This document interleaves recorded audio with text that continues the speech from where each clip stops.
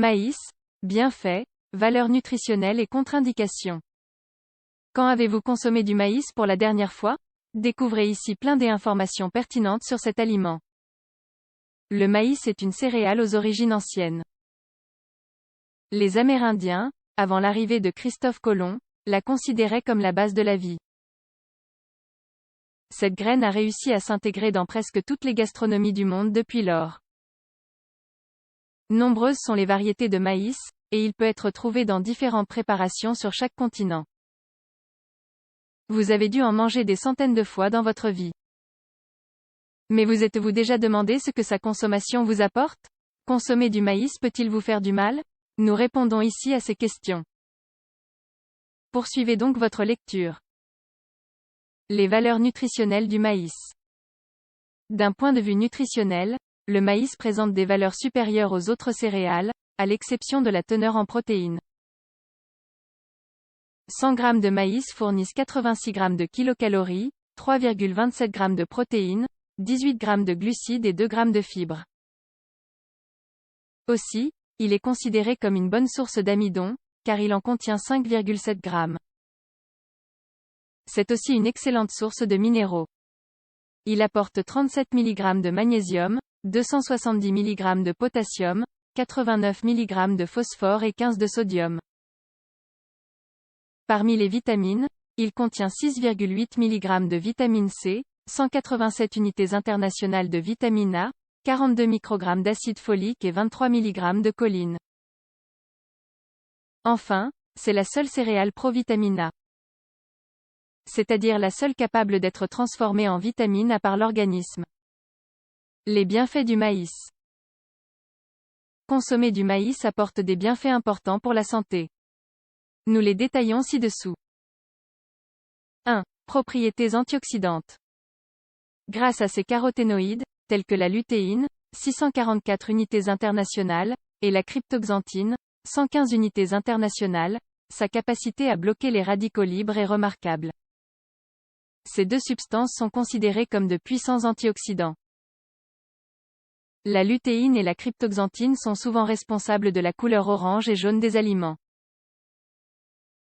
Chimiquement, ce sont des caroténoïdes.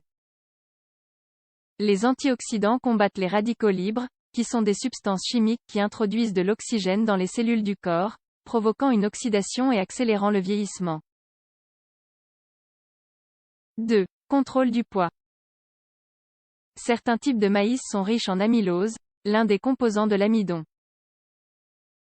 Par conséquent, ils aident à contrôler le poids. Ces types d'amidon ne sont pas digérés dans l'intestin grêle, ils atteignent le gros intestin et nourrissent la flore intestinale.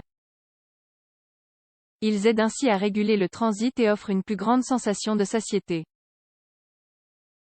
3. Fonction cérébrale. Grâce à sa teneur en choline, le maïs contribue positivement au fonctionnement du cerveau. La choline est un nutriment nécessaire à la synthèse de l'acétylcholine. C'est un neurotransmetteur qui remplit des fonctions dans la mémoire et le contrôle musculaire.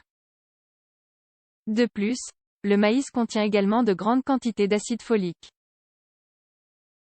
Cet acide est impliqué dans le fonctionnement du système nerveux central, dans le métabolisme des cellules nerveuses et dans la synthèse de la myéline. La myéline est une substance qui protège les cellules nerveuses, neurones, augmentant la vitesse de transmission des impulsions. 4. Sans gluten. Le maïs est l'un des aliments de base des personnes qui ne peuvent pas consommer de gluten. Le gluten est une protéine présente dans certaines céréales comme le blé, l'orge et le seigle. Les usages du maïs en cuisine.